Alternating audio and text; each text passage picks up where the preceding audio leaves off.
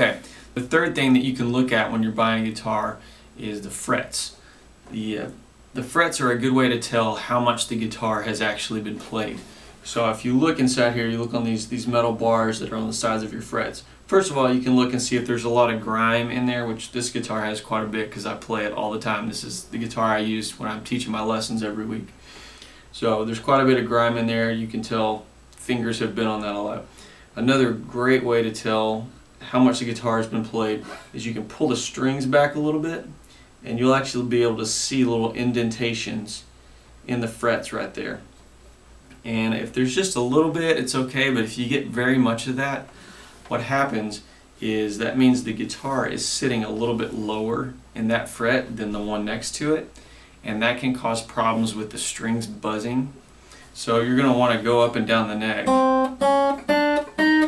and play on every fret, on every string, go all the way up the neck. And if you hear significant buzzing when you do that, then that's because the frets are uneven. They've been played and worn down in certain places. And so you're going to have problems with buzzing no matter how much you adjust the neck. You're always going to have problems with buzzing.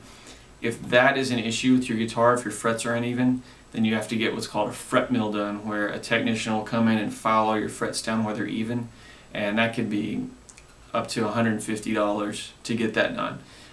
It can also cause problems with your guitar being in tune. If your frets are uneven, then it's never going to be perfectly in tune. You're always going to have issues with tuning. So that's a pretty big deal if you have big grooves in your frets, and it's mainly going to happen on the first and second string since they're not wound. It's just one wire there. It's going to wear down the frets a little more.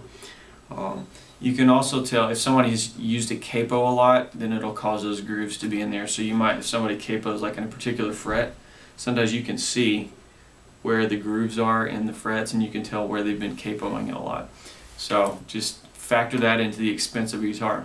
If you're talking about a $3,000 guitar, then a $150 fret mill is not a big deal. But if it's a $200 guitar, you're almost doubling the cost of your guitar there. So that's something you definitely want to think about.